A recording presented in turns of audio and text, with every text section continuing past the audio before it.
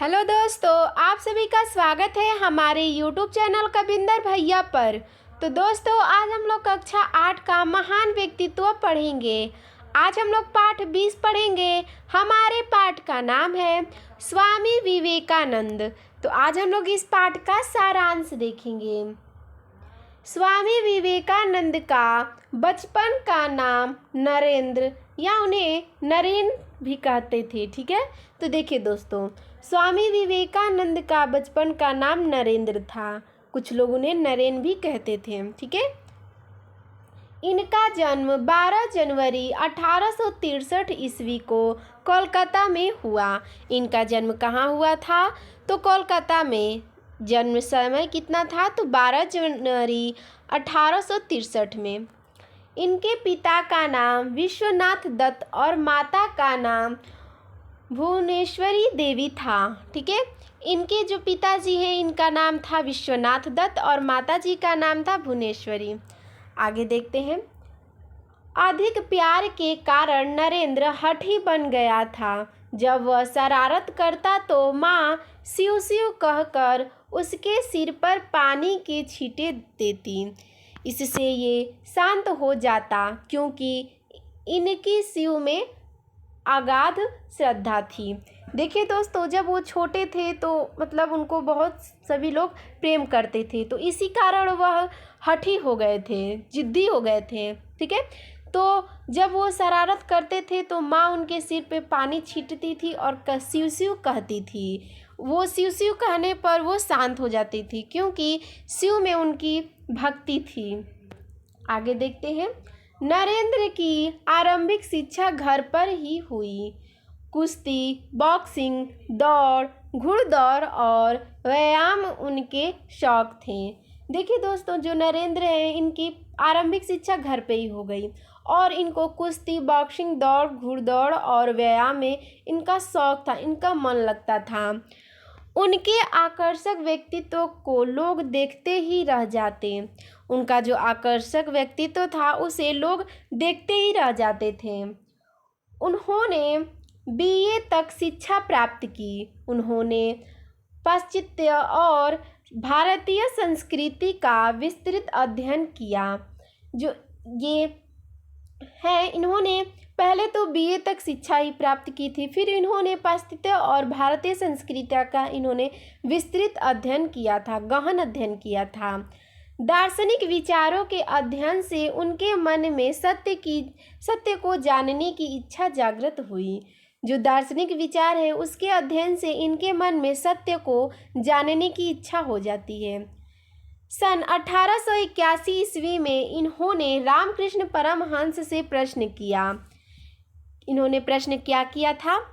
क्या आपने ईश्वर को देखा है? देखिए दोस्तों, सन 1881 ईस्वी में इन्होंने रामकृष्ण परमहंस से एक प्रश्न किया कि क्या आप ईश्वर को देखे हैं? उत्तर क्या मिलता है? उत्तर मिला है कि हाँ, देखा है, जैसे मैं तुम्हें देख रहा हूँ। ठीक है, रामकृष्ण परमहंस जी कहते हैं कि हाँ, मैंने देखा है, जैसे मैं तुमको देख रहा हूँ ठीक उसी तरह मैंने भगवान को, ईश्वर को देखा है। नरेंद्र मौन हो गए। नरेंद्र जो है वो चुप हो गए। आगे देखते हैं। उनका संशय दूर हुआ। ठीक है, उनका जो संशय था वो दूर हो गया। ठीक है, और उनकी आध्यात्मिक शिक्षा शुरू हो गई। उनका जो संशय था वो दूर हो गया और आध्यात्मिक शिक्षा इनकी शुरू हो गई। स्वामी रामकृष्ण ने भावी युग प्रवर्तक और संदेशवाहक को पहचान कर टिप्पणी की। नरेंद्र एक दिन संसार को आमूले झकझोर डालेगा। देखिए दोस्तों, ये जो स्वामी रामकृष्ण परमहंस जी हैं इन्होंने भावी युग प्रवर्तक और संदेशवाहक को पहचान कर इन्होंने यह टिप्पणी की कि जो नरेंद्र है वो एक दिन संसार को आमूले झकझोर कर रख देगा। ठीक है, आगे देखते हैं। रामकृष्ण की मृत्यु के पश्चात नरेंद्र ने भारत में घूमकर उनके विचारों का प्रचार करना शुरू किया। जब रामकृष्ण परमहंस की मृत्यु हो गई तो उसके बाद नरेंद्र ने भारत घूमना शुरू किया और वहाँ पे रामकृष्ण परमहंस के विचारों को प्रचार प्रसार करना शुरू कर दिया। उन्होंने 3 वर्ष तक पैदल घूमकर सारे भारत का प्रत्यक्ष ज्ञान प्राप्त किया। फिर वो 3 वर्ष तक ऐसे ही पैदल घूमते रहे। फिर उन्होंने सारे भारत का प्रत्यक्ष ज्ञान प्राप्त कर लिया। उन्होंने अपने जीवन को पहला उद्देश्य धर्म की पुनर्स्थापना निर्धारित किया। उनके जीवन का पहला उद्देश्य धर्म का पुनर्स्थापना निर्धारित करना था। ठीक है। उनका दूसरा कार्य था हिंदू धर्म और संस्कृति पर हिंदुओं की श्रद्धा जमाना। और देखिए उनका दूसरा काम क्या था कि हिंदू धर्म और संस्कृति पर जो हिंदू लोग हैं उनमें ये सबकी श्रद्धा जमाना था। तीसरा कार्य था भारतीयों को संस्कृति, इतिहास और आध्यात्मिक परंपराओं का योग उत्तराधिकारी बनाना। उनका तीसरा कार्य यह था कि भारतीय जो है उनकी संस्कृति, इतिहास और आध्यात्मिक परंपरा जो है उनका योग उत्तराधिकारी बनाना था। आगे देखते हैं। उन्होंने अपना नाम विवेकानंद रखा और 1893 ईस्वी के शिकागो धर्म सम्मेलन में भाग लिया। उन्होंने अपना नाम विवेकानंद रख लिया। फिर उसके बाद 1893 ईस्वी में उन्होंने शिकागो धर्म सम्मेलन में भाग ले लिया। इनकी बोलने की बारी सबसे बाद में आई क्योंकि वहाँ इन्हें कोई नहीं जानता था। फिर जब सम्मेलन शुरू हुआ तो सबसे लास्ट में, सबसे बाद में इनको बुलाया गया क्योंकि वहाँ पे इनको कोई भी नहीं जानता था। इनके संबोधन से सभी सभा भवन तालियों से गूंज उठा और इन्हें सर्वश्रेष्ठ विख्याता माना गया। फिर उसके बाद इन्होंने जो संबोधन दिया उसमें सारे बैठे जितने भी लोग थे सभा भवन में, वहाँ पे तालियां गूंज उठी और इनको सर्वश्रेष्ठ विख्याता मान लिया गया। इनके विदेशी मित्रों में मार्गरेट नोबल, भगिनी निवेदिता और जे गुडविन सेवियर दंपति जैसे प्रसिद्ध विद्वान विशेष प्रभावित हुए। देखिए दोस्तों, इनके जो मित्र थे विदेशी, उनका नाम था मार्गरेट नोबल, जिन्हें भगिनी निवेदिता कहते हैं, और एक और थे जे गुडविन सेवियर दंपति। ठीक है, ऐसे प्रसिद्ध विद्वान इनसे विशेष प्रभावित हो उठे।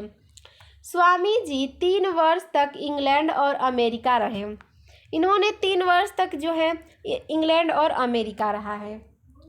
इन्होंने वहाँ पर संयम और त्याग का महत्व समझाया। ठीक है, इन्होंने वहाँ पे 3 वर्ष तक रहा और वहाँ पे संयम और त्याग का इन्होंने महत्व बताया। मानव मात्र के प्रति प्रेम और सहानुभूति उनका स्वभाव था। देखिए, मानव मात्र के प्रति उनमें प्रेम और सहानुभूति का एक स्वभाव था। आगे देखते हैं। सेवा के उद्देश्य से उन्होंने 1897 ईस्वी में रामकृष्ण मिशन की स्थापना की। देखिए दोस्तों, रामकृष्ण मिशन की स्थापना कब किया गया? तो 1897 ईस्वी में। किसने किया? तो स्वामी विवेकानंद ने। ये याद रखिएगा, मोस्ट इम्पोर्टेंट यह क्वेश्चन बनता ही है। आगे देखते हैं।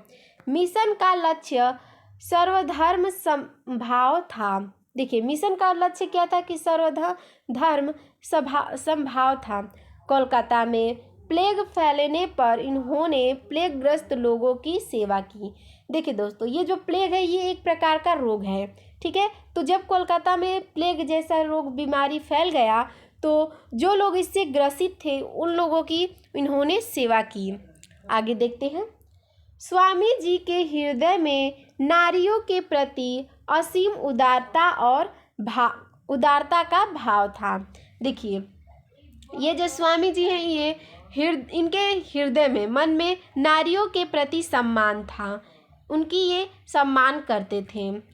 वे उन्हें महाकाली की साकार प्रतिमाएं कहकर सम्मान देते थे। वे कहते थे कि ये जितनी भी नारियां हैं ये सब माँ काली के प्रतिमाएं हैं। ठीक है। 4 जुलाई 1902 ईस्वी को 39 वर्ष की अल्प आयु में उनका देहवास हो गया। देखिए दोस्तों, जब ये 39 वर्ष के थे तब 4 जुलाई 1902 ईस्वी को इनका मृत्यु हो गया। संघर्ष, त्याग और तपस्या का प्रतीक यह महापुरुष भारतीयों के हृदयों में चिरस्मरणीय रहेगा। ये जो संघर्ष भरा त्याग और तपस्या के प्रतीक है ये महापुरुष, तो ये हम सारे भारतीयों के मन में ये याद रहेंगे। तो दोस्तों, आपको हमारा यह वीडियो कैसा लगा हमें कमेंट में ज़रूर बताइएगा। धन्यवाद।